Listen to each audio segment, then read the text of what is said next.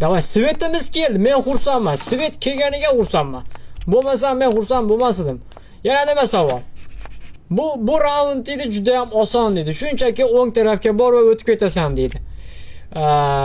Senga ishonaymi? Senga men o'yinda boshda ishonganman, uka, va men ishonchsizlik qilaman va chapga yuraman.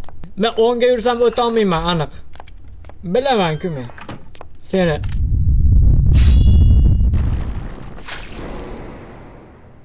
ishonishim kerak ekan. Uzr brat, meni kechiring. Men yoshlik qildim. Bu safar haqiqatda deyapti, o'ng tarafga bor o'tib ketasan deyapti. Ha, bo'ldi, men sizga ishonaman, tog'u. Sizga ishonchni berdim.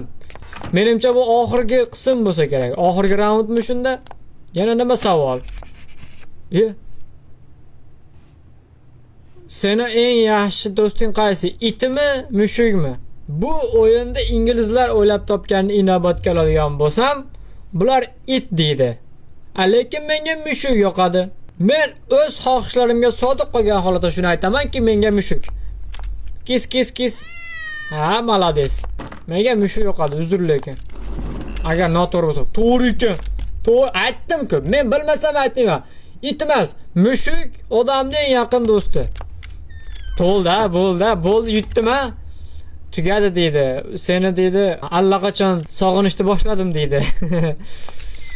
Sog'inma meni, ishon, sog'inma uka. Men vobshe yoqtirmayapman seni.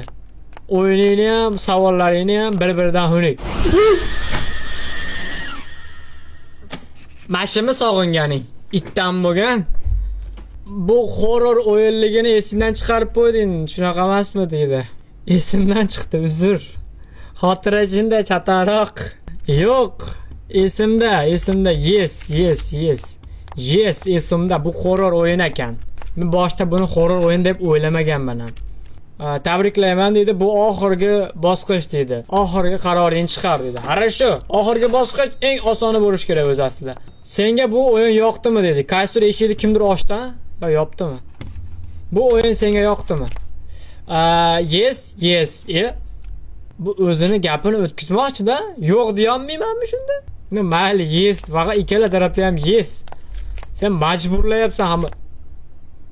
Nima bu eshik ochiq? Naryadagi eshik ham ochiqmi? Naryadagi ham ochiq ekan. Davay shunisiga kirib ko'raman. Yes, yoqdi. Rahmat. Tugadimi o'yin? Bo'ldimi? Tugadimmi? Voy.